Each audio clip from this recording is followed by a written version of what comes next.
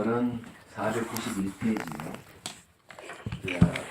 조금 7권에 들어와서 능음주에 대한 이야기가 나옵니다. 여러분 잘 알다시피 능음주를 외우면 깨달음을 얻는다 이렇게 얘기를 하는데 여기에 오해가 있다는 사실을 지금 같이 능음주를 외운다고 다 깨달음을 얻는 건 아니에요. 능음주가 하는 역할은 뭐냐 하는 게 중요합니다. 그래서 능음주의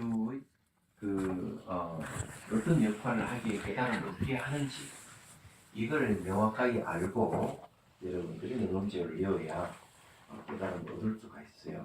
그래서 거기에 490페이지부터 보는 게 좋을 것 같습니다. 한 번 더 읽고 만약 숙세에 습기가 있어 소멸하기가 어렵거든 너는 그 사람에게 일심으로 나의 불정강명인 마하실타타 반달라의 한없이 신비로운 이 주문을 이용하라. 이게 실타타 반달라라는 게 바로 능음주입니다. 여기에 이제 숙세에 습기가 있어서 소멸하기 어렵거든 이랬습니다. 수행을 하는데 수행의 어떤 경계에 좀 가다가 이 습기가 있으면 또 내려오고 올라가다가 또 내려오고 하는 거는 이 습기 때문에 그런 거거든요. 그래서 이제 이 능음주를 외우는 거는 그 전에 수행을 본문을 듣고 수행을 하면서 이 전제가 돼야 돼. 그 다음에 능음주를 외워야만이 깨달음을 얻을 수가 있다 하는 겁니다. 능음주 역할은 뭔가 하면은 깨달음을 방해하는 요인, 숙세의 습기를 소멸하기 위해서 그런 것이지 능음주가 깨달음을 얻게 해주는 건 아니에요. 이야기하자면 숙세의 습기를 소멸시켜주기 때문에 그 장애가 없어짐으로써 깨달음이 오는 거예요. 그런데 우리는 그런 것도 모르고 부처님 법도 모르고 수행도 해보지도 않고 그냥 능음주면 깨닫나 하고 죽자다 요원이 무슨 깨달음이 오겠느냐. 안 된다 이거죠. 숙세의 습기가 없으신다 하더라도 부처님 법을 모르고 또 수행을 해서 자기 내면을 들여다보지 않은데 무슨 깨달음이 오겠느냐. 물론 이익은 있겠죠. 그래서 이제 역으로 할 수도 있어요. 능음주 열심히 외워가지고 그 다음 부처님 법문도 수행해도 상관은 없겠지만 이게 단독으로 능음주를 외워서 깨닫는다고만 하면은 안 된다. 이건 곤란하다. 뒤에 이제 깨달음 된 얘기가 나오기 때문에 미리 제가 여러분들에게 이 얘기를 하는 겁니다. 오늘 아침에 전화를 한 통 받은 것도 비슷한 내용인데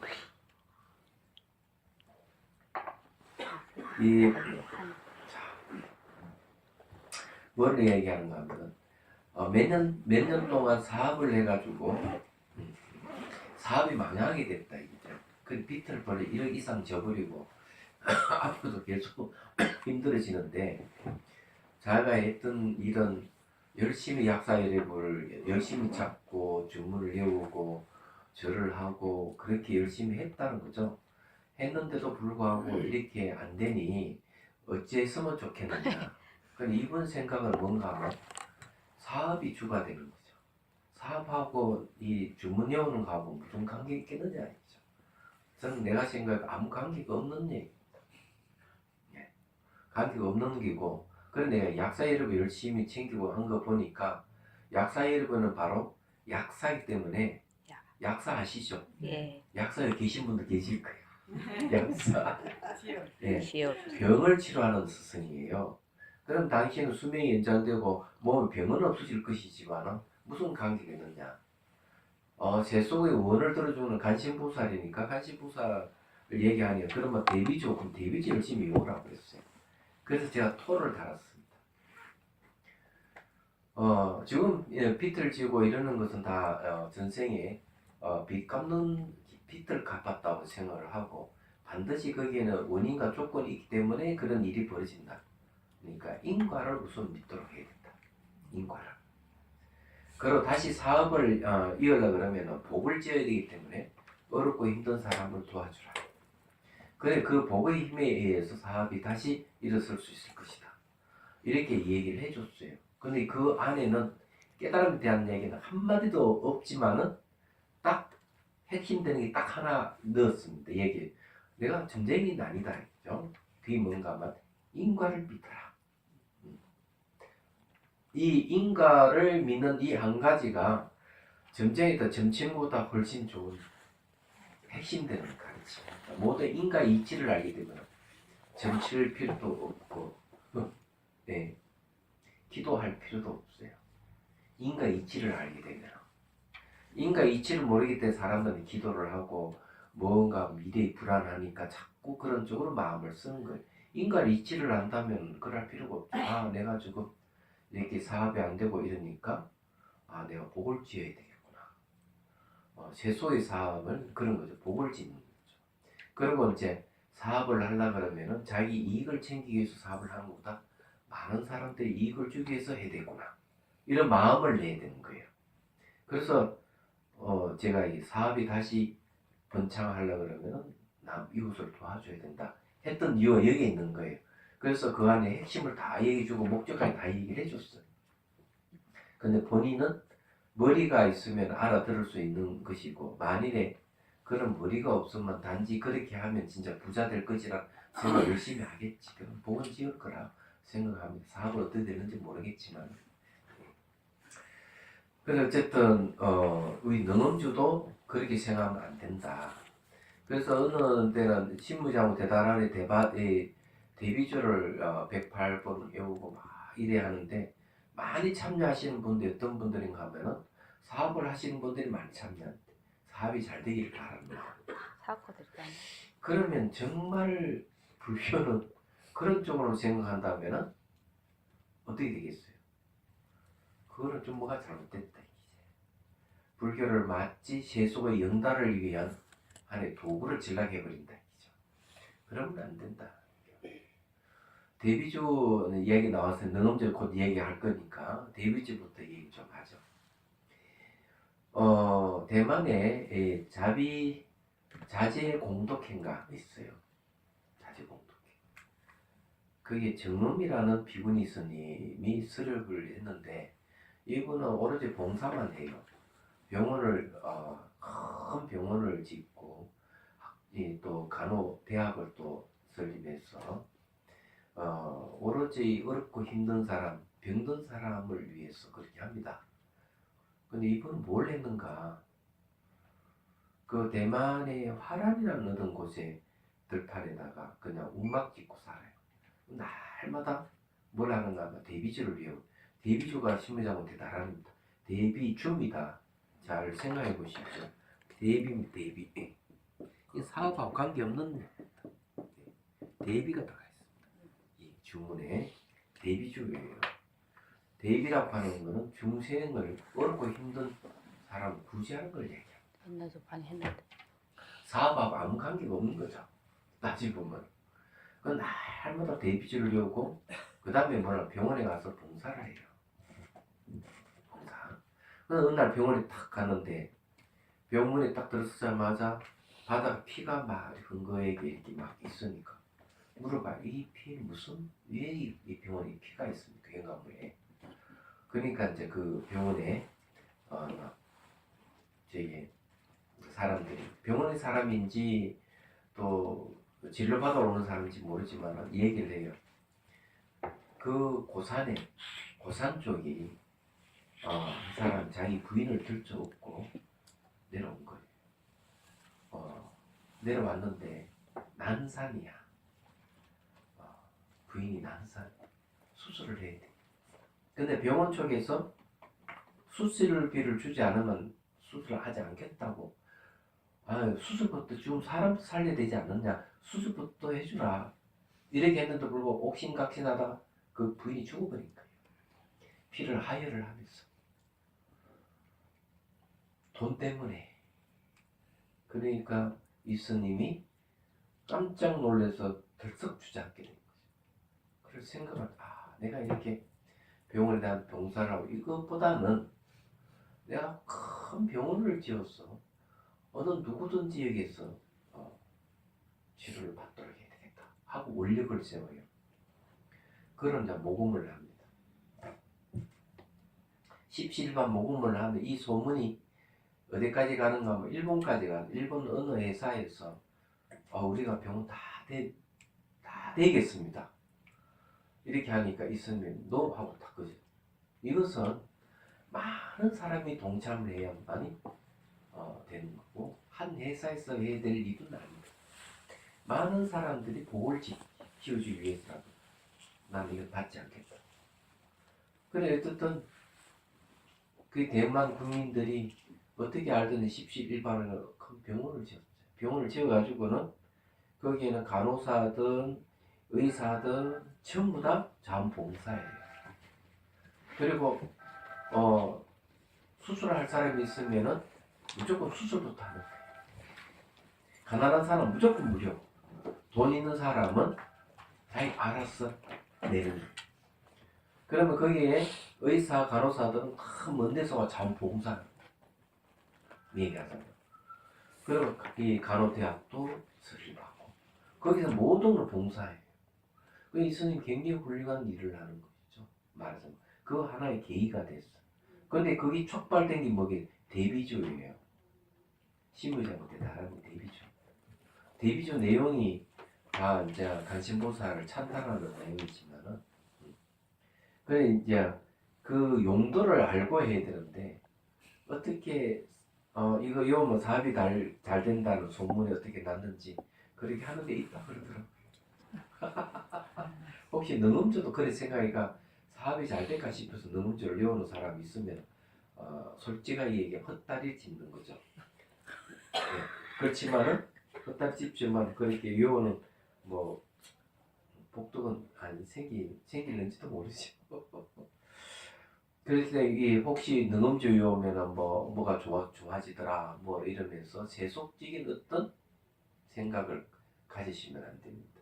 여기에는 숙세의 습기를 소멸하기 위해서 능주를 외우는데 그 목적이 있다. 그럼 이해가 되시죠? 네. 그 다음에 이제 492페이지 넘어갑니다. 이것은 열이 끝없는 높고 청정한 마음의 부처님이 정상으로부터 강명을 내어 보배 연꽃 위에 앉아서 말씀하신 신주이니라. 그게 능주. 이게 첫 번째 나왔죠. 네. 그 누굽니까? 네, 안한존자하고 마등가라가 섬싱이 생겼기 때문에 그 일이 날까 싶어서 부처님께서 이렇게 청정한 마음의 부처님이 이제 딱 미갈에서 나와서 영웅증을 외우니까 문수보살이 그걸 외워가서 두 명을 데려갔죠. 사비바라 범춘제 올린 이그 아나메에게 유명주를 위험으로 해서 사비바라 범춘주라는 이 삿된 주문이 해소돼요. 그러면서 안한존자 정신을 차려. 그러니까 이제 두 사람을 딱 잡아서 문수보살이 이제 기운정사로 이제 데려온 거죠. 공간 이동을 했어. 그래서 이 경전이 시작된 겁니다. 근데 다시 이제 능음조 시대에 이제 등장하게 됐어요. 너가 우선 너가 숙세에 마든 가녀와 함께 오랜 급을 지내는 인연이 있어. 이 말 전생에 부부였다는 그런 걸 얘기합니다. 부부. 근데 마든 가녀 경에는 부부라고 돼 있어요. 제가 듣기로는요. 그래서 이게 숙세에 마든 가녀와 함께 오랜 급을 지내는 인연이 있다 있으니까 부부였을 가능성이 있죠. 있어. 애락하는 은혜와 사랑이죠. 은혜와 사랑과 습기가 일승이나 일급만이 아니었으나 내가 한번 이 주문을 선양함으로 말미암아 예욕의 마음에서 완전히 해탈하고 아란을 이뤘던 것이다. 누가? 마등간녀가. 자, 여기서 중요한 건 뭔가 하면 능음주의 특성이 또 뭐가 있나? 애욕하고 관계가 있다. 애욕이서 완전히 마음이 벗어난다. 애욕이 너무 강하고 이러면 능음주를 외우면 효과가 있다 이 말이에요. 말하자면은. 그리고 이제 물론 여기 습기락 하는 것은 굳이 애욕만 이야기하는 건 아니에요. 그리고 그녀도 음란한 여자로서 수행할 마음이 없었지만 실력, 능음주의 도움으로 인하여 더 배울 것이 없는 무학을 정독하였던 것이다. 제대로 이제 얘기가 나오죠.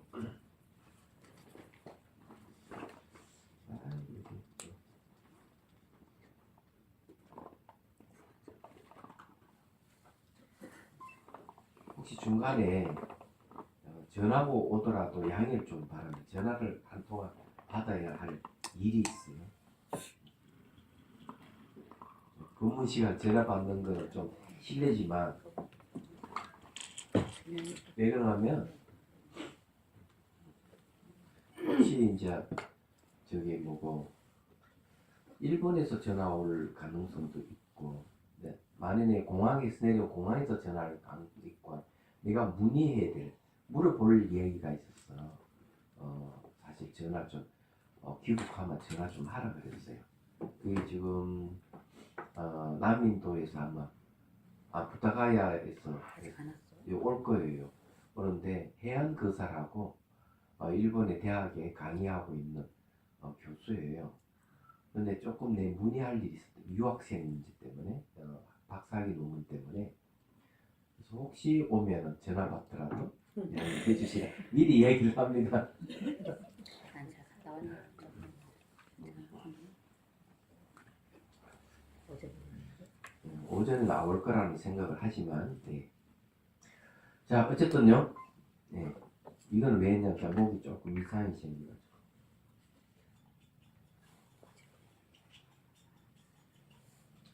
이해가 안 되나?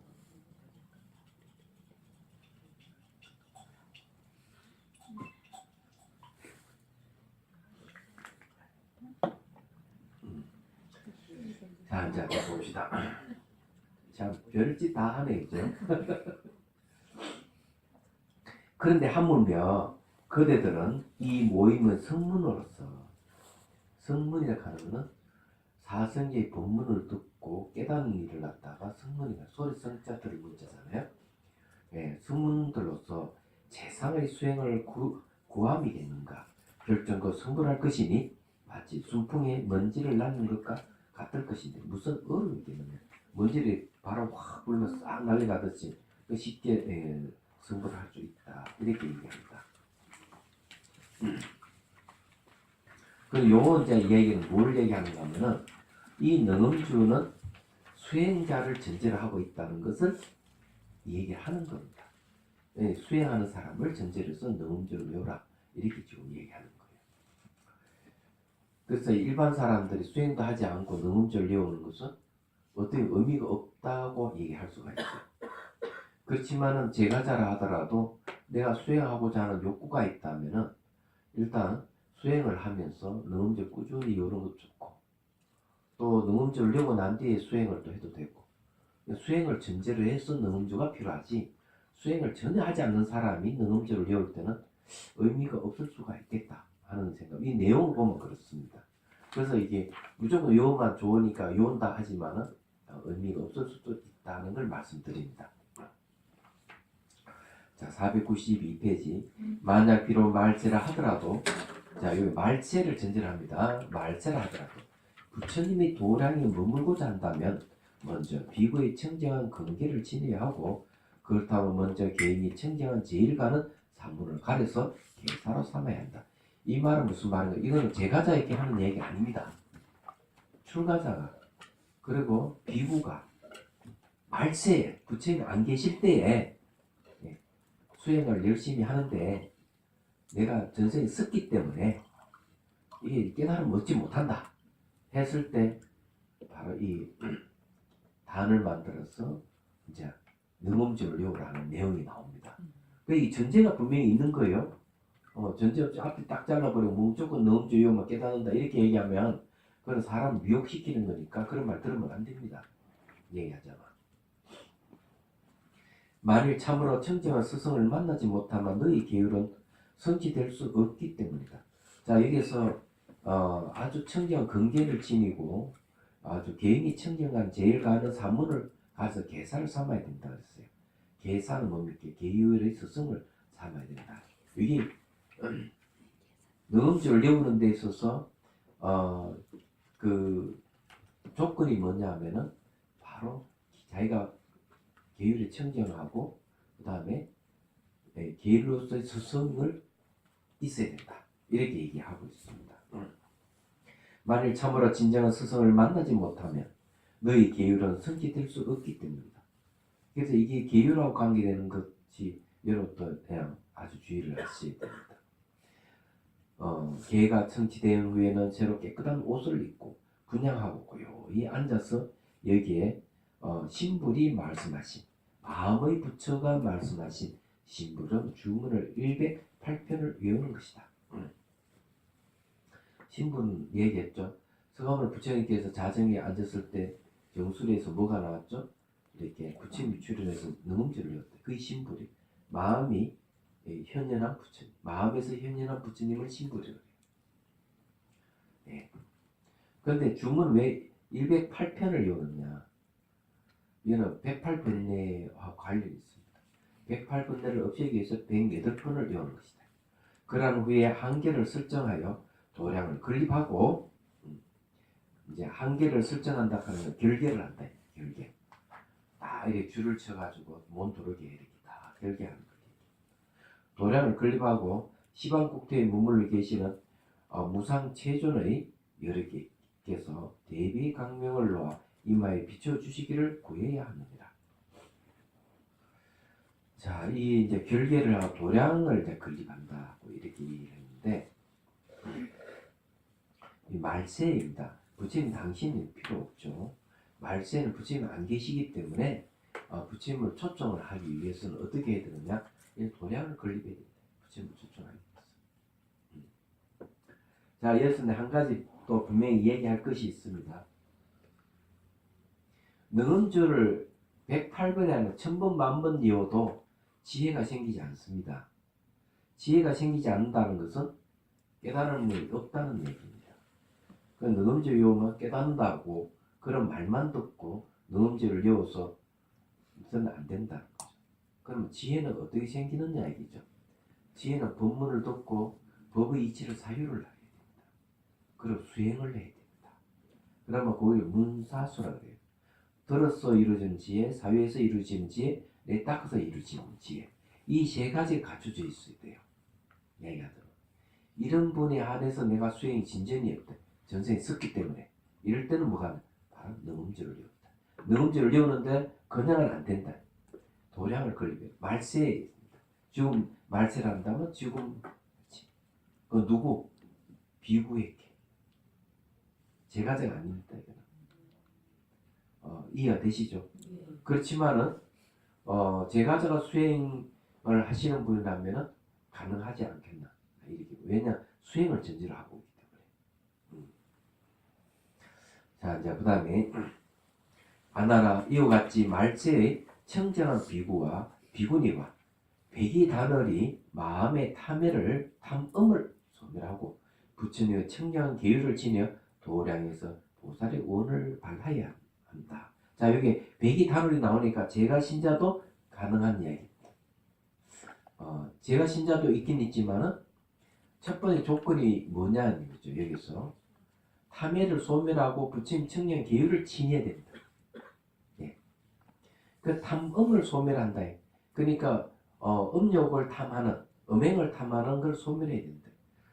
그러면 그 이전에는 뭘 얘기하느냐? 그 이전에는 앞에서 열심히 수행했던 걸 전제로 해요.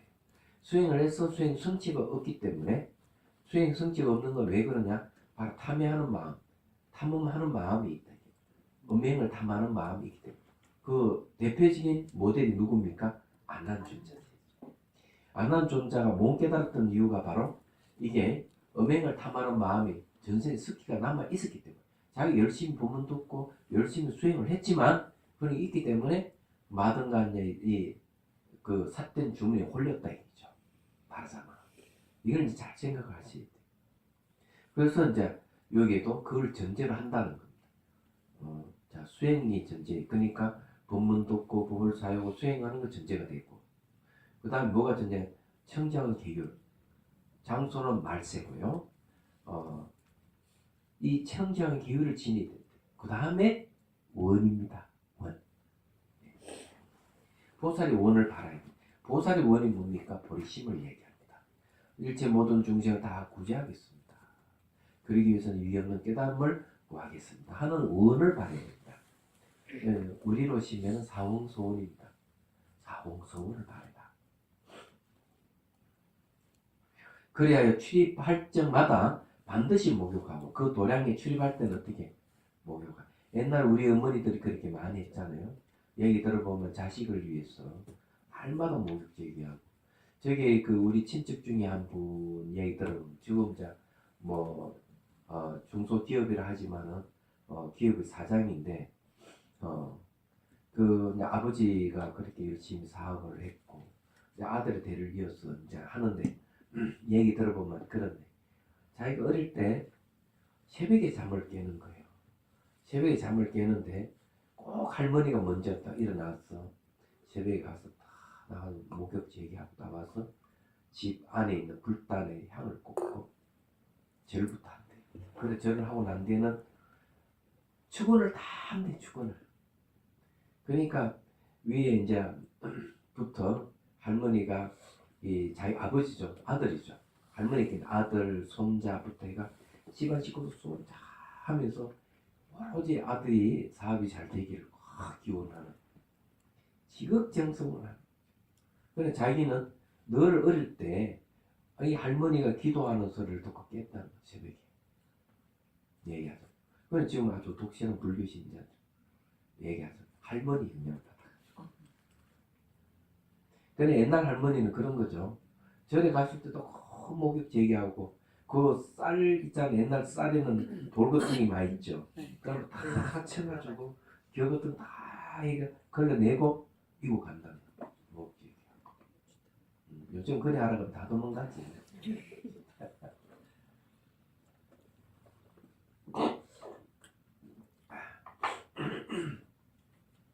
아이 서울은 확실히 공기가 탁해요. 걸리는 거. 말씀하십니까? 그래 지금 그런 경험이 있으세요? 절에 가면 목욕 얘기하고 공장 이렇게 밀을 갖고 올라가. 그런 경험 없어요? 있어요. 있죠? 네. 아직까지 있구나. 목욕은 네. 제가 저기 어디가 청송 조항산에 대전사람 절이 있었어요.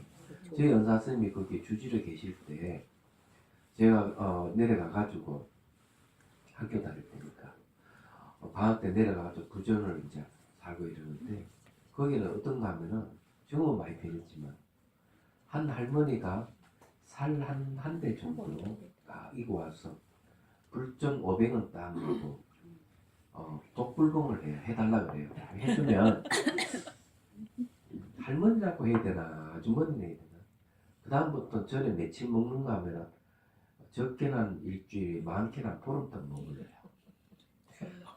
500원 내고 한 살 그거 해가지고 그런데 그냥 가만히 있는 게 아니에요. 오면은 다 청소 다 하고 불단이나 청소하고 그래 살아요. 그래 기도하고 그래서 가고 그래 또 있으면 또 다른 분이 와 또 그렇게 하고 옛날에는 그런 게 좀 돼 있었던가 봐요. 지극정성이에요. 그러니 그게 보편화되어 있는 거죠. 맞아요. 요즘은 안 그렇죠. 요즘은 기도가 딱 정해져 있는 옛날에는 그런 게 없었어요. 등도 다 절에서 다 만들고 이렇게 했는데 하여튼 그런 기억이 아직 남아 있습니다. 제 기억은 저는 어릴 때 어머니 손잡고 어디 갔는가 하면 무당절 다녔어요. 무당절. 저런 절이도 무당절이에요. 부처님 다 모시고 있는데 굿도 하고 하니까. 근데 그 절이 굉장히 정겨웠던 것 같습니다. 대명동 어딘가인데 대구에 지금은 어딘지 모르겠어요. 그건 분명히 그거는 앞산은 아닌 것 같고 어머니 손잡고 다녔을 거니까 간혹 집에 안에 뭐 우환이 있다 그러면 그 할머니 보살이 와가지고 구슬하고 그랬습니다.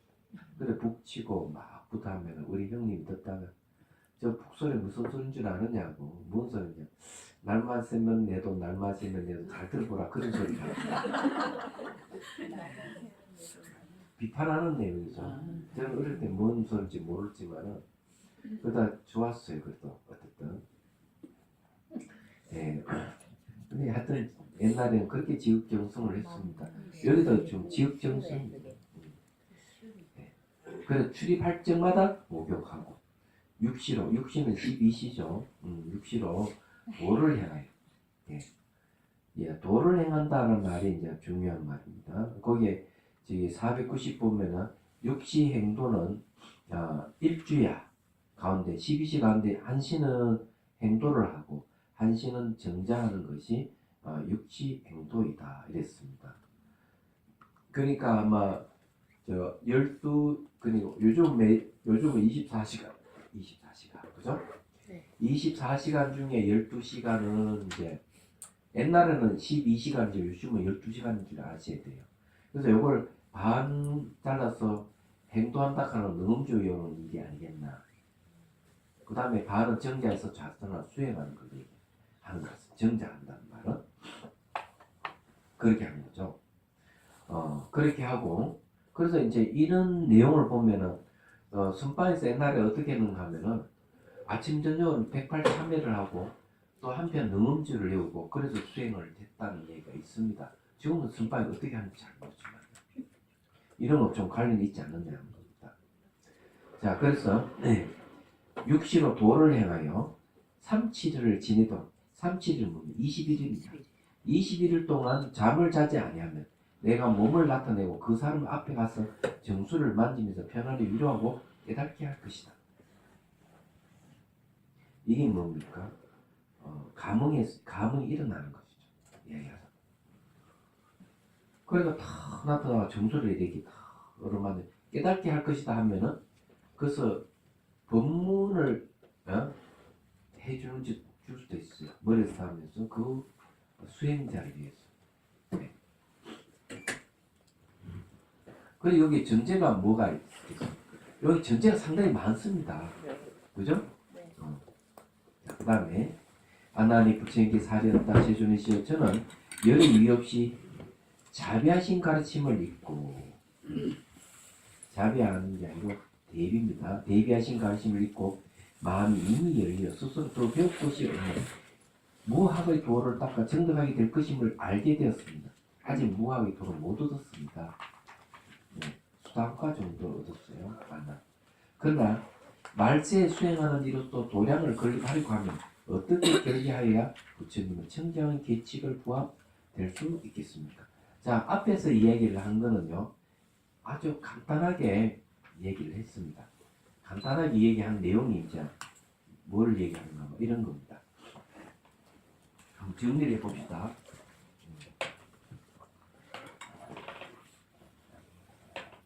자, 이제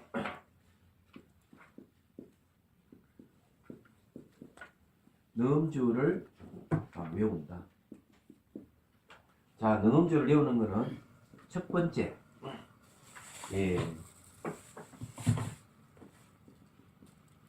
전생의 습기를 없애기 위해서.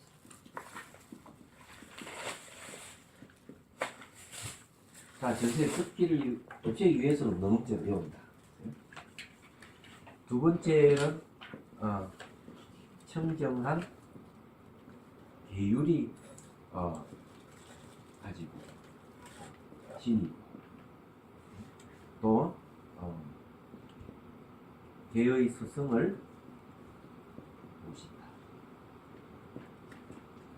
그 다음에 세 번째는 뭡니까? 결계를 합니다.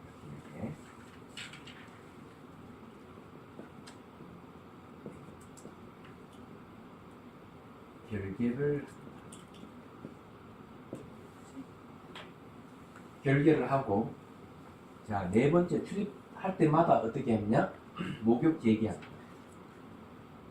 목욕하고 그 다음에 이제 육시 중에서 12시간은 행도를 하고 그 다음 12시간은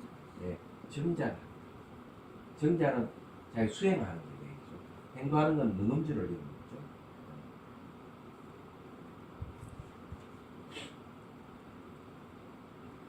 이제 이렇게 하면은 다섯 번째는 누가 나타난다? 바로 부처님이 나타나서 이마에 다 이렇게 싸움을 주면서 깨닫게 해줍니다. 부처님이 출연하는 거죠. 출연해서 이마를 만져줍니다. 이게 뭡니까? 마정숙이라는 거예요. 마정숙. 그 다음에 깨닫게 해준다. 말하면 그러면 이 능음주를 외우는데 이렇게 하죠. 그럼 요 앞에는 뭘 있냐? 요 앞에. 요 앞에는 수행자. 수행자는 기본적으로 법문을 듣고 사유를 하고 예. 그 다음에 닦는 거죠. 삼매를 닦는 거죠. 문사수를 이렇게 수행을 하는 수행자가 내가 깨치지 못할 때는 능음주의 힘을 빌린다는 얘기예요. 그러면 이때 수행자라고 했던 거는요. 비구만이 아니라 비구니 백이단을이라고 그랬죠. 그렇게 돼 있습니다. 백이단을. 그렇기 때문에 수행자는 그런 분들이 이렇게 하는 거예요. 그런데 여기에 어떻게 해서 무조건 외우면 좋다고 해가지고 수행자도 아니면서 그래서 스님이 능음주 외우면은 집안이 잘 되고 사업이 잘 되고 뭐 이렇게 한다면 그 스님은 그거 사기치는 일이야. 그런 말 들으면 안 되는 거죠. 그래서 능음주를 외우게 하려면은 반드시 그만한 이유가 있어야 되는데 정당한 이유가 있어야 되겠죠. 저도 수행자가 아닌 일반 사람에게 능음주를 외우게 하려면은 최소한 한 가지 이유는 있어야 됩니다. 전생에 습기가 많아서 장애가 많으니까 능음주를 외우면은 그 장애들 그만 극복할 수가 있다. 해소할 수 있다. 요런 한마디만 하고 능음주를 외우게 한다는 데는 그런 문제는 없을 것 같습니다. 예, 그분이 수행자도 아니다 아무 관계가 없죠. 안 그렇겠어요? 왜 전생에 습기를 없앤다. 그때는 장애가 있다. 그래, 그것 때문에 뭐 사업이 잘 되든 안 되든 그거는 뒷일이고, 안 그래요? 그러면 거짓말은 아닐 것이다. 그래서 플러스에서 수행을 하시는 분이라면 이렇게 하면 전세의 습기를 제거하고 깨달음을 얻을 수 있습니다. 이렇게 얘기하면은 세상이 되겠죠. 안 그래요? 그래서 솔직하게 한번 고백해보소. 능음주를 외우든 내비주를 외우든 뭐가 잘 된다 하니까 무조건 뜻대로 외우지 않았어요? 네. 예? 아 그럴 것 같은데. 저희는 능음신주를 마장을 없애기 위해서 능음신주를 한다는 이야기가 많이 들었는데 그게 필요 없어요. 맞아. 네, 전생의 습기입니다. 전생 습기도 역시 그 마장하고 관계가 있습니다. 왜 관계 있는가 하면 계율을 지키지 않으면은 두 개의 마가 돈다 그랬죠. 하나는 뭡니까? 에마. 사랑했죠? 에마가 있습니다. 에마. 마가 이랬습니까? 에마가 있어요. 아, 귀신이죠. 귀신이죠. 에마가 있고, 그 다음에 뭐가 있는가 하면 견마가 있습니다. 견마. 요 견마가 있고, 요 에마가 있습니다. 이 계율이 이런 마의 장애를 막아주는 게 계율이라고 했어요. 우리 앞에 그 배웠었는데 에마는 뭔가 하면 사랑 애자가 들었는데 감정적인 겁니다. 탐욕, 성냄, 어리석음, 교만, 의심 이거를 에마라 그래요. 이건 오둔사라 해가지고 아주 둔한 번뇌 사하는 건 불일사자도 번뇌입니다. 잘 없어지지 않아요. 여러분들 감정이 한번 돋치면 잘 가라앉지 않잖아요. 견해 문제는 서로 막 싸우다가도 승복하면은 끝나버리는데 감정은 그렇게 싸우다가 끝나면은 없어지는 게 아니고 남아 있어요. 그게 불씨가 또 싸우게 되거든요. 그래서 이게 감정적인 건 잘 없어지지 않아요. 근데 이제 견마는 뭔가 하면 견해에 대한 마군이기 때문에 잘못된 견해 같은 이런 것을 서로 논쟁을 벌이다가 승복을 하면은 쿨하게 그냥 자기 놓아버릴 수는 있습니다. 그래서 이 견해 관계되는 거는 5가지가 있는데 오리사라 그래요. 5가지 예리한 번뇌라 그래요. 예리한 것은 잘 없어지지만 둔한 건 잘 없어지지 않습니다. 여러분들도 그런 말 들어보셨죠? 애가 둔해서 어쩌고 저쩌고 얘기하잖아요. 근데 이 애를 옆에 두고 그런 얘기를 해도 애가 진짜 무감각하다면 그게 진짜 둔한 아이예요. 그런데 그런 이야기 듣고 내가 왜 둔하냐고 팔짝 뛰는 아이는 둔한 아이가 아니에요. 그죠? 둔하다 하는 게 바로 그런 거와 관련이 있습니다. 얘기하자면. 어떻게 만드는 거야? 그래서 계율을 잘 지키셔야 돼요. 언제 기회 봐가 서울에도 한번 포살하면 좋을 것 같은데. 안 그래요? 한 40분 정도 걸립니다. 포살을 하면. 근데 어쨌든요, 그런 걸 좀 해서 계율을 청정하게 지니는 게 조금 좋습니다. 자, 이제 이건 대충 이렇게 했는데, 안남존자가 부처님께 또 뭘 부탁해? 그럼 좀 자세하게 읽어주십시오. 하고 부탁을 했습니다. 자세하게. 이제 자세한 내용을 이제 얘기할 차례입니다. 여러분도 이제 요걸 근거로 해서 하면 괜찮을 것 같아요. 부처님께서 아난에게 말씀하셨다. 만일 말세의 사람들이 도량을 건립하려고 하면 먼저 설산에서 살찌고 기름진 향초만 먹는 대력의 흰 소를 구해야 한다. 자, 설산에 사는 소는 어떤 소인 줄 아십니까? 야크입니다. 야크. 얘기하자면은 이 내용을 보면 그런 거죠. 그리고 또 그 흰 소를 갖다가 굉장히 그 신성시입니다. 야크 중에서 흰 소를. 그래 설산이라고 하는 게 히말라야 산이잖아요. 대략 3,500, 600고지 이상에서 3,000m 이상에서 사는 소를 얘기합니다. 그 소를 얘기하는데 그것도 기름진 향초만 먹는 대력의 흰 소라고 이야기합니다. 향초. 네. 뿌린 거. 그 배고는 설산에서 맑은 물만 먹기 때문에 배설물이 매우 미세하고 청정하니 이를 제하여 전당과 합하여 진면에 바르는 것이다. 이 내용은 밀교 관계되는 게 아니겠나 이래 봅니다. 밀교 의식을 할 때 여러 가지 조건을 갖추거든요. 만일 설산의 흰 소가 아니면 그 소의 변이 더러워서 땅에 바를 수가 없을 것이다. 땅에 바른다 하는 건 땅을 청정하게 하기 위해서 하는 걸 얘기합니다. 그러니 따로 평원에서 5척 이상의 지피를 파버리고 그 이하의 향토를 취하여. 그렇죠. 위에 딱 그냥 파버리고 5척 이하를 밑에 파버리고 밑에 아주 좋은 흙을 구한다고 얘기하는 겁니다. 그 지금 자비선사에 이제 저 한옥집을 하나 지어요. 공양주가 집지 달라고 해가지고 짓는데 그 주택 뜯어가지고 그 흙을 갖다가 좀 이렇게 돋아야 되니까 그걸 메웠다. 메우니까 와가지고 그냥 저런 집 나 안 산다고 저게 집집 나 살지 않아 쓰레기를 매립해가 거의 집을 짓다니 하고 막 화를 내는 거예요. 저 누님입니다. 잘 안 산다 이게. 그래 내려가 보니까 막 냄새가 나죠. 그래서 내가 얘기했어. 사무장 얘가 이게 아무리 낫다 이거 도둑다 해가지고 이렇게 집 뜯은 쓰레기를 했더니 이건 A무지는 아닌 것 같다. 그래서 다 드러내라. 드러내고 현재 그 주차장에 흙을 파다 보니까 아주 좋은 흙이 나오기 시작합니다. 그걸 전부 다 트럭을 실어서 그 메우고 있습니다.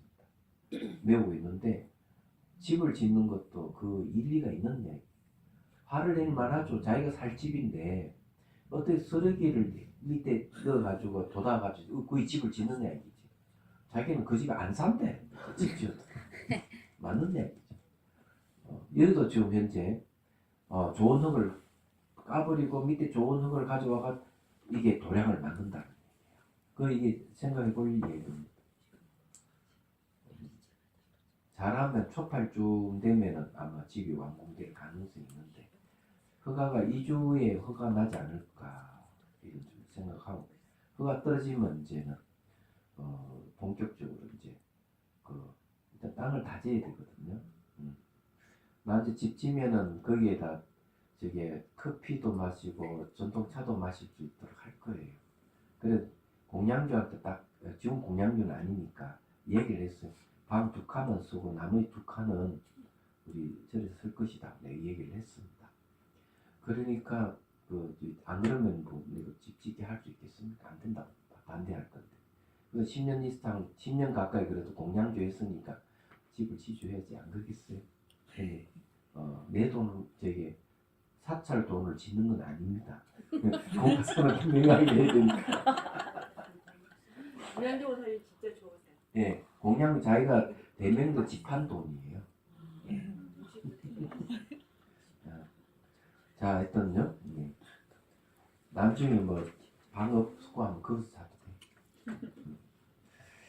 자, 어떻든 이게 아주 중요해요. 그래서 그 이하의 향토를 취하여. 향토가 아주 좋아요, 이게요. 자비선사 땅은 매우 좋습니다. 거기에 호순당도 하보니까요. 이런 잘만한 돌멩이 하나 없어요. 아주 고와의 입자가 곱고 좋습니다. 그런 데는 풍수적으로 또 혈자리가 그렇다. 이 혈자리. 그건 기운이 좋다는 거죠. 그 자리가. 얘기하죠. 거기 선방의 땅 파도 원래 오색토가 나왔고요. 얘기하자면 대웅전 자리도 그렇고. 근데 그 자리는 전부 다 흙이 다 좋아요. 아주 좋은 자리입니다. 자, 그 다음에요. 최상의 전단향과 침수향과 소학과 훈육과 울분과 백교와 청목과 영농과 감송과 개설 등 10가지 향을 골고루 섞고 곱게 갈아 가루를 만들어 향토와 배합하여 진흙을 만들어 도량의 지면을 바르게 하는 것이다. 이게 뭔가 청정하게 하기 위한 방법입니다. 내가 아는 거는 전단향하고 침수향밖에 없는데 전단은 저기 뭐고 그거 할 때 불상에 이 복장할 때 들어갑니다. 벌레가 안 생깁니다. 전단향. 그래서 이게 조그만 하나만 넣어도 벌레가 생기질 않아요. 침수향은 어떻게 하는 거야? 향나무를 갖다가 지럭버리다 넣어가지고 10년, 20년, 50년, 100년 더 섞여요. 그러면 그것이 침수향이 됩니다. 그래 아주 에너지만 순수성능하고 나는 다 빠져버리거든요. 예, 그건 침수향이에요. 그 침향으로 만든 그 염주 같은 거 보면 아주 선한 기운이 있어요. 잘 아시겠지만 그런 게 있습니다. 그거 꽤 비싸요. 이야기하자면. 제가 선물 받은 거 하나 있긴 있는데 스님한테 선물 받았는데 그것을 그냥 넣어놨습니다. 그 비싸다 그러더라고요. 비싼 걸 가지고 있기가 좀 겁이 나가지고 어디에 넣어놨는지 잘 모르겠어.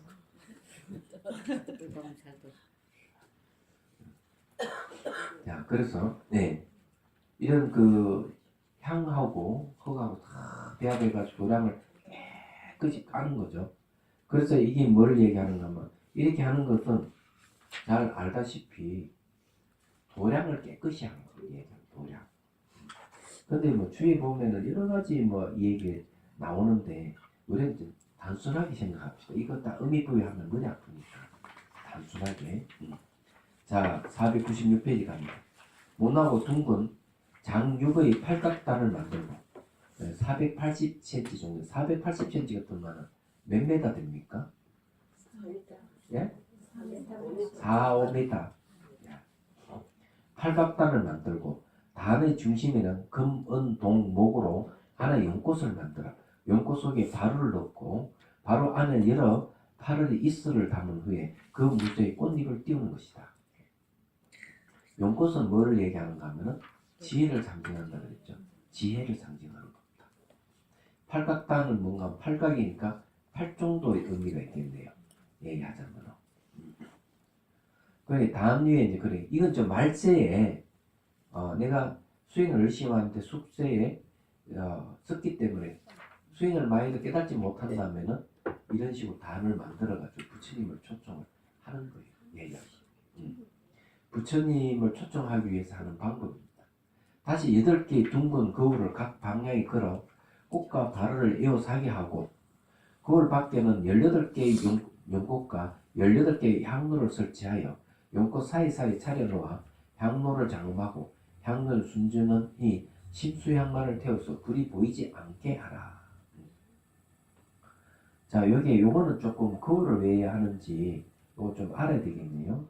거기에 저기 506부터 해가지고 한번 보십시오. 아, 이 안경을 바꿔할게요.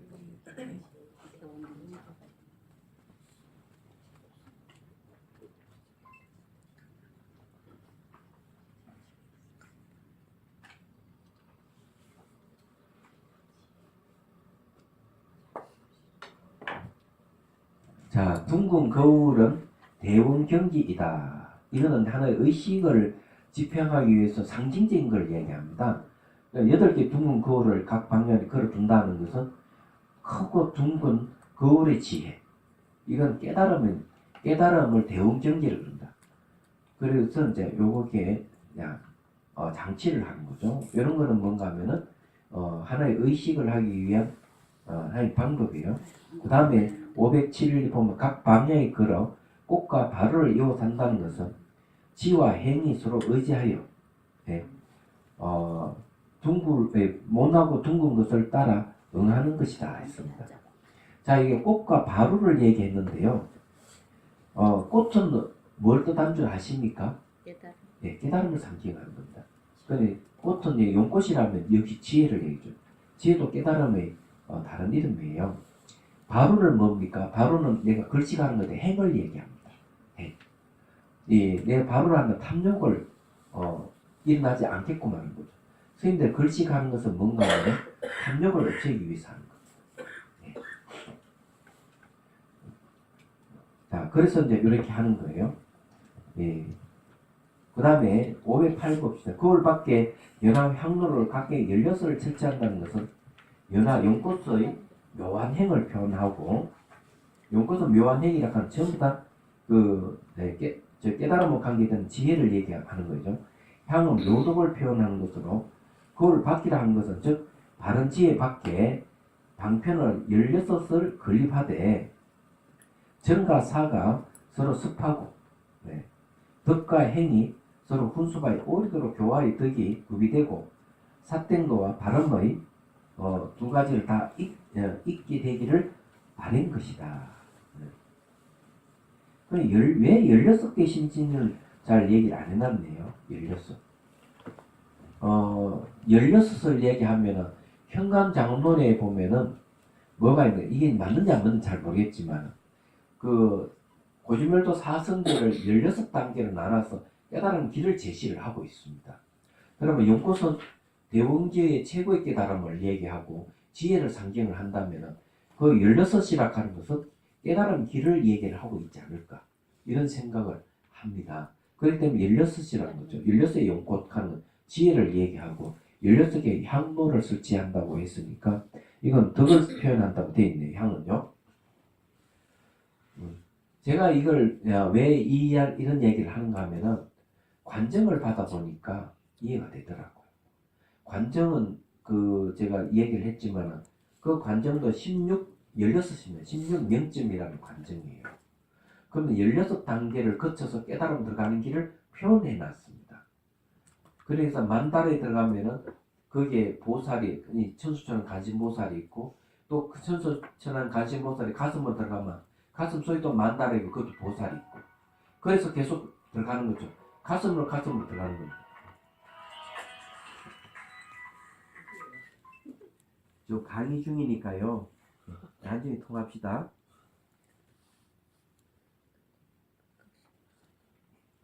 이거 내가 원하는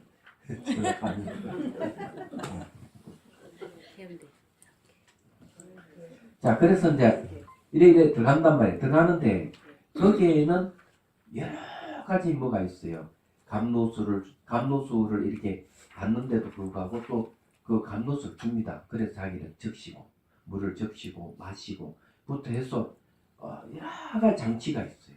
그거 마찬가지로 여기서도 지금 이 도량을 만든다 하는 마치 관정을 이렇게 받듯이 관정을 받는다 하는 부처되는 길을 제시하는 것이거든. 그럼 여기서 도량을 만들어서 여러 가지 장치를 하는 것은 마치 관정을 받는 것 같이 깨달음으로 가는 길을 이런 식으로 좀 표현하고 있는 거예요.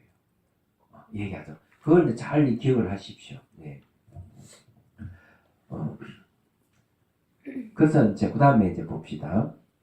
흰 소의 젖을 가져오는데 16개의 그릇에 담에 그 젖으로 떡을 만들고 사탕과 유병과 유미와 소합과 밀강과 순소와 순미를 섞어서 각각 16의 그릇에 담아 용꽃을 위어 살게 하여 여러 부처님과 대보살에게 공양한 것이다.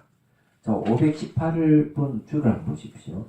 부피 선녀를 가지고 불보살의 그 부처님과 보살이 두 분이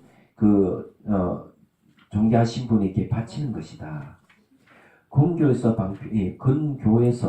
방편으로 유락을 허락했으나 실교에서는 일찍 금하였거늘 다시 향봉한다 하는 그것은 뜻이 근시를 용해하여 사와 정이 동동함을 표하고자 하는 것이다.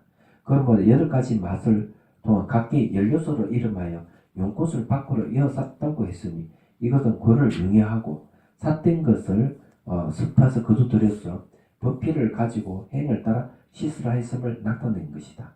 이건 계한 스님이 이제 이렇게 얘기를 했지만 제가 보기에는 불보살과 대보살에게 공양한다 하는 말이 아주 중요하다고 저는 생각을 합니다. 이 불보살, 대보살에게 초청하는 방법이에요. 공양 올린다는 거. 여러분 혹시 누구 만나러 가면은 어른을 만나러 가면 그냥 갑니까? 아니죠. 뭐 사두고 가죠. 마찬가지예요. 만약 스승에게 간다면 그냥 가서 법문 들으면 안 됩니다. 사두로 가서 공양 올리고 그 다음 어떻게 해야 되냐면 자기가 원하는 법문을 요청해야 돼요. 얘기하죠. 이게 예의에 맞는 거예요. 공양 올리는 거는 법을 청한다고 해야 되는 게 맞습니다. 그래서 여기 지금 이렇게 해가지고 여러 가지 공양을 해가지고 다 공양 올리는 거는 바로 불보살에게 법을 청하는 겁니다. 법을 청한다 하는 오시기를 바라는 마음이 제가 해석하기는 그렇게 보는 게 맞다고 봅니다. 얘기하자면은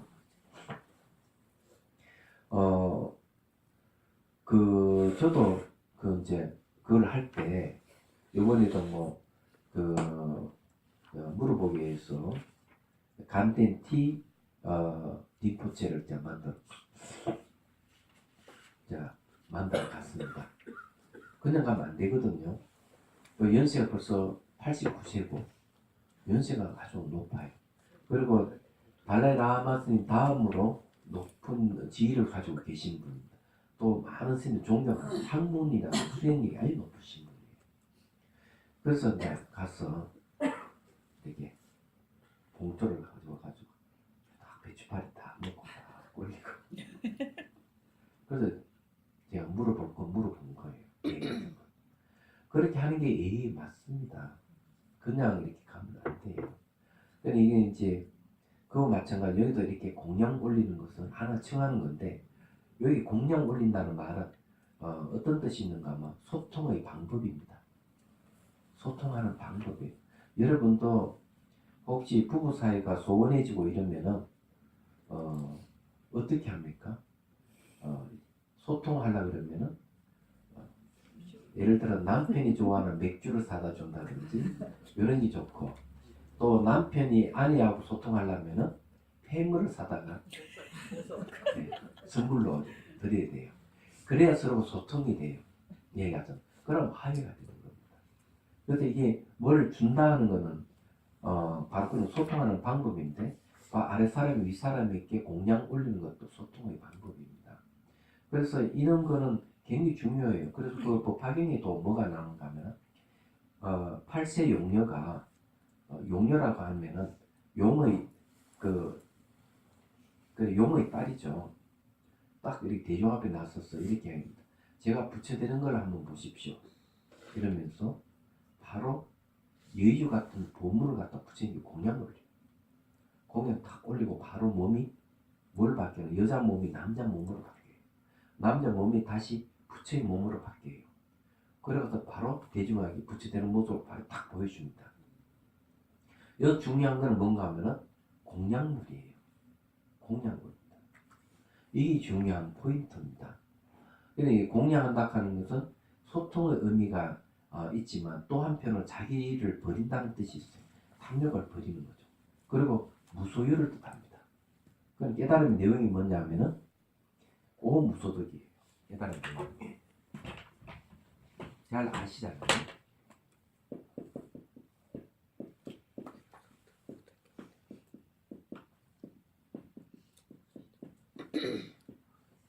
자, 얻을 바가 없는 것을 깨닫는다. 그래서 행위가 뭔가 하면 내가 많이 베풀고 하는 것은 내 탐욕을 버리는 거죠. 그렇지 거기에는 얻을 바가 없다 하는 걸 깨닫는 걸 공양 올리는 그런 뜻도 있어요. 그래서 그 남님이도 뭘 얘기하는가 보시에 대해서 이렇게 얘기합니다. 어차피 물건이나 납도 무상하게 변해서 없어지는 것이다. 없어지는 물건이라면 내가 남에게 필요한 사람에게 이렇게 보시를 하면 그 사람은 또 좋지 않느냐. 그리고 나에게 탐욕도 없어지고 좋지 않느냐. 그래 보시는 그렇게 하는 것이다. 이렇게 나와 있어요. 그럼 이해가 되시죠? 근데 공양의 의미도 그런 뜻이 나는 있다고 봅니다. 얘기하죠. 나의 탐욕을 그래서 얻을 바가 없다 하는 것을 실천하는 모습이다. 이런 거죠. 자, 그 방법은 항상 식사 시간과 식사 시간이 언제면 40대죠. 밤중에 밤중은 5.19가 뭡니까? 밤중 부처님 하루의 중앙에 식사를 받으시기 때문에 항상 하루의 중앙에 올리는 것이니 중야는 일중에 비례된 말이다. 하루에 중앙에 올린다 그랬네요. 그게 40대입니다. 항상 식사 시간과 중야의 꿀 반대와 우유 제호흡을 취하여 단 앞에 따로 조그만 하루 하나를 놓고 도로 바향으로 딸의 향수로 숯을 목시켜 태웠어.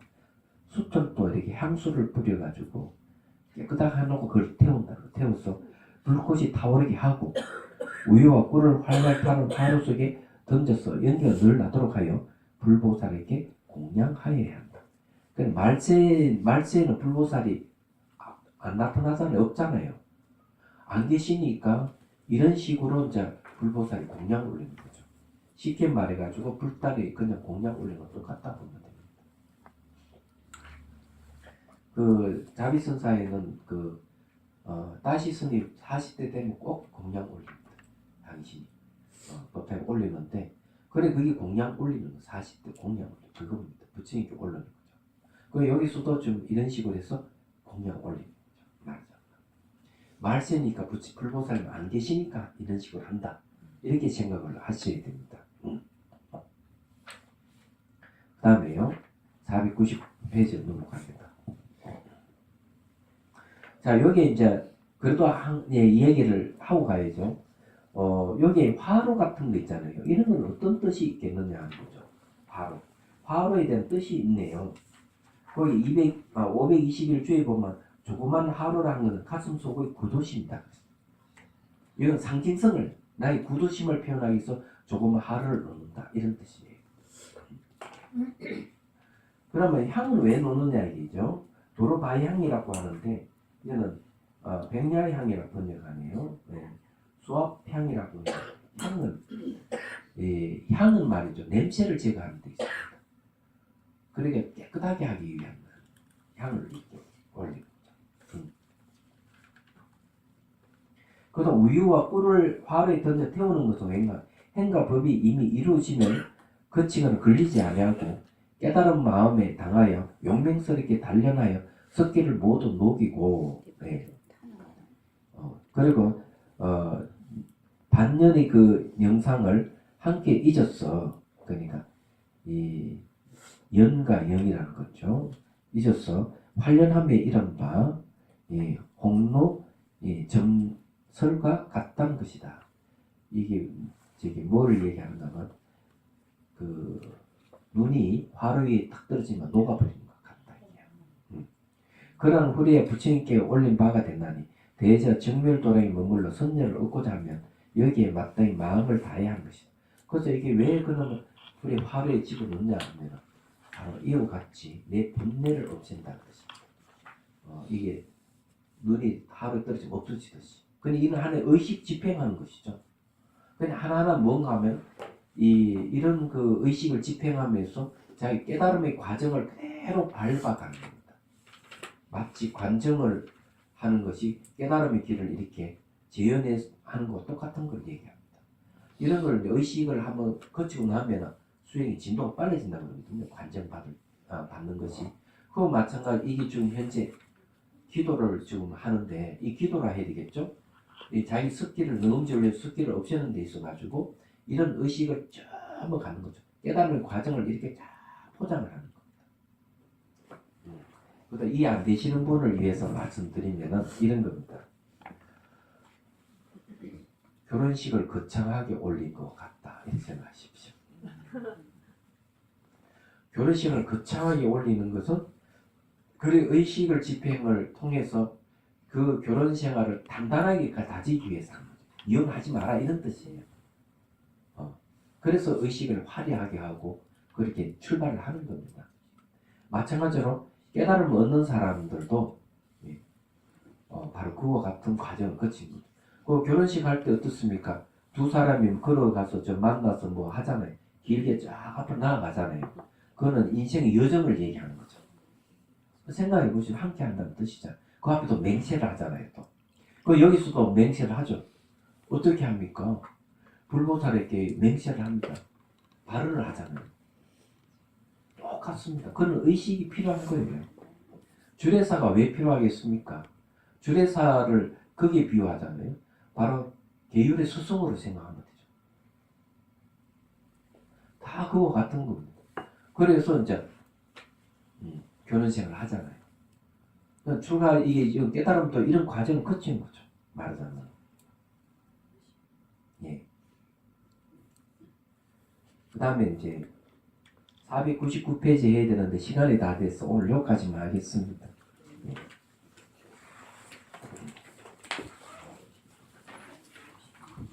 질문 있으면 하십시오.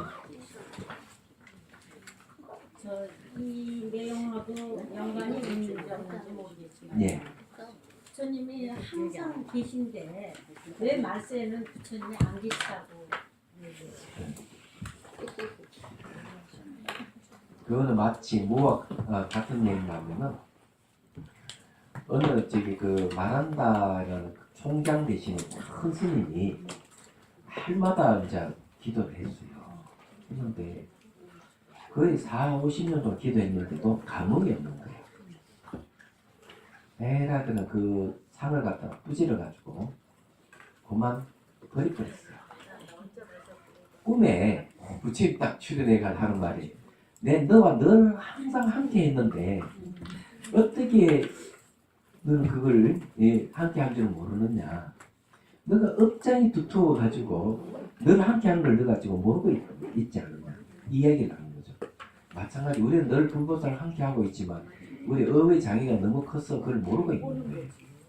그래서 이제 이런 그 의식을 집행을 해서 이런 걸 통해 가지고 불보살과 감흥을 하려고 하는 거죠.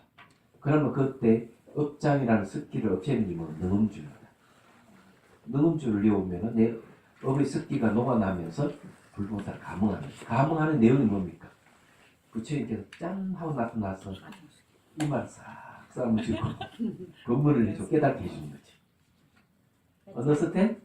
자기한테 딸린 거죠. 큰 스님께서 가르쳐 준 게 없다고 난 떠난다고 떠나더니 내가 너 가르쳐 줬는데 무슨 얘기냐고 그 얘기는 마찬가지 아니에요? 예, 그렇죠.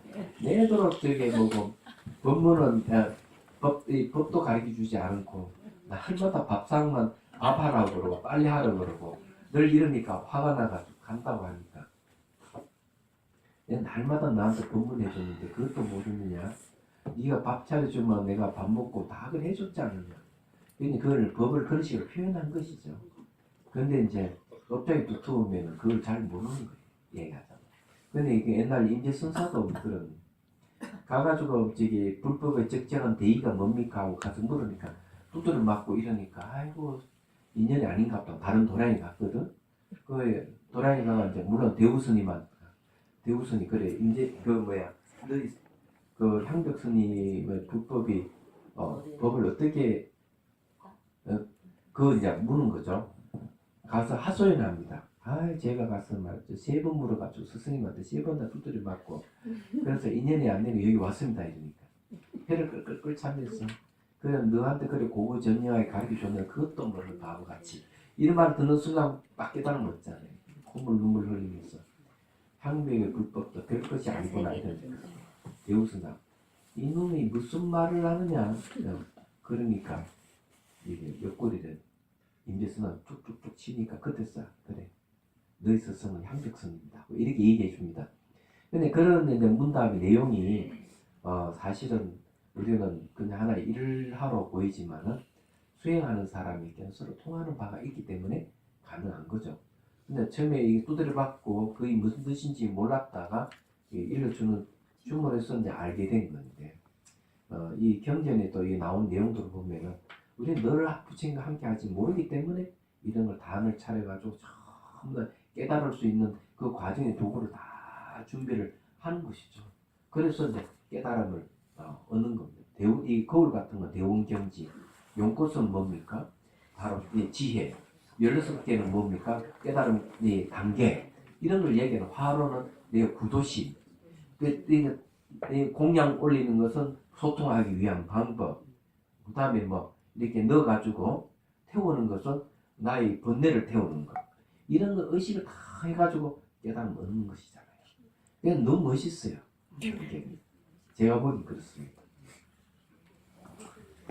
자, 선시 중에 예? 스님 선시 중에 하락법 불꽃지에 갖고 하라고 바로 이 구도심은 예. 구도의 힘이 불활 타입.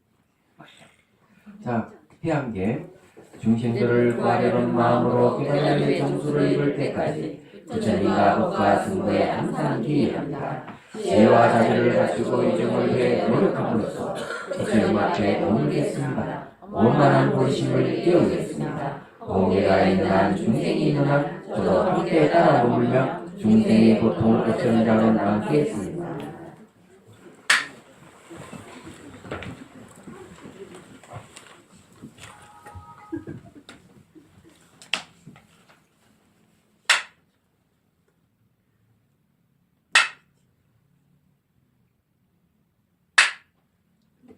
감사합니다.